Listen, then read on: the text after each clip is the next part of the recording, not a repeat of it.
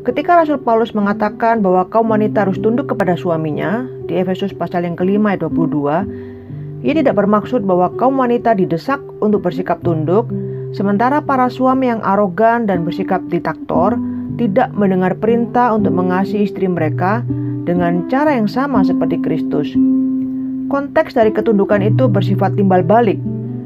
Suami juga dipanggil untuk menjadi serupa dengan Kristus, yaitu mengorbankan hidupnya untuk kepentingan sang istri, mendahulukannya, melayaninya, memperhatikannya, senantiasa mengasihinya dengan sikap pengorbanan yang sama sebagaimana yang ditunjukkan Kristus dalam mengasihi jemaatnya.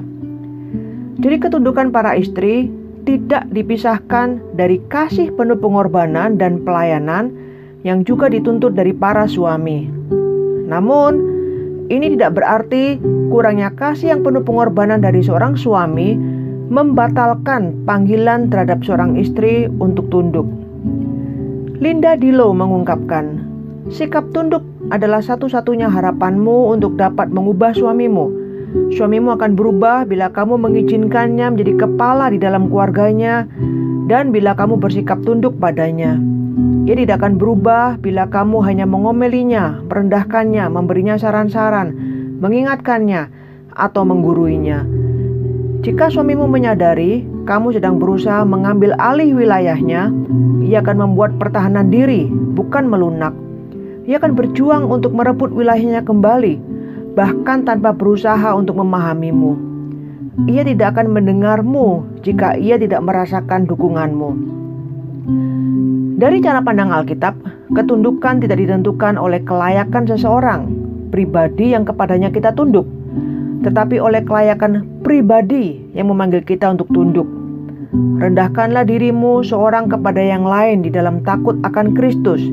Efesus 5 ayat 21. Penting untuk ditunjukkan bahwa Yesus juga tunduk atau taat kepada orang tuanya, bukan karena mereka lebih layak daripada Dia, melainkan karena inilah yang diminta oleh Bapanya di surga kepadanya untuk memenuhi peran orang tua dan anak yang sesungguhnya. Dalam sikap tunduk ini, Alkitab mengajarkan peran istri sebagai penolong dalam pernikahan. Yang menyedihkan, sebagian orang telah menghapuskan pengajaran Alkitabiah ini karena mereka meyakini bahwa menggambarkan kaum wanita sebagai penolong kaum pria adalah tindakan yang merendahkan. Apakah Alkitab juga merendahkan Tuhan ketika menggambarkan Dia sebagai penolong kita? Misalnya, Allah Bapakku adalah penolongku. Untuk anak yatim engkau menjadi penolong. Engkaulah pertolonganku. Tuhan di pihakku menolong aku. Jadi menikah dengan seorang pria berarti menolongnya. Itulah pandangan Alkitabiah. Membantu dapat diwujudkan dalam berbagai bentuk, tetapi yang jelas membantu itu selalu untuk kebaikan orang lain. Dalam peran istri, wanita berjanji untuk mengerahkan segenap tenaga dan waktu untuk kebaikan suaminya. Penekanan terhadap kata kebaikan suaminya perlu diperhatikan karena kehidupan zaman menggoda kaum wanita untuk memusatkan perhatian ke hal-hal yang lain, seperti pekerjaan, rumah, bahkan anak-anak. Caroline Mahani mengingatkan para istri, perhatikan, kita diciptakan untuk menjadi penolong suami kita, bukan ibu untuk anak-anak kita. Tentu saja kita harus mengasihi, memperhatikan, dan mengasuh anak-anak kita. Tetapi kasih ini harus mengalir keluar menuju gaya hidup yang pertama dan terutama untuk menolong suami kita. Suami harus selalu menempati tempat yang utama di hati kita dan dalam perhatian kita. Sesering apa kamu merenungkan peranmu sebagai penolong suami? Sesering apa kamu bangun lalu berpikir, bagaimana caraku membantu suamiku hari ini? Ketika kamu mengulang-ulang pertanyaan ini, sesungguhnya kamu tengah hidup di dalam pernikahan yang dikehendaki oleh Tuhan. Namun ketika kamu mengizinkan keegoisan berkuasa, seperti muncul pertanyaan, bagaimana mungkin suamiku tega tidak membantuku?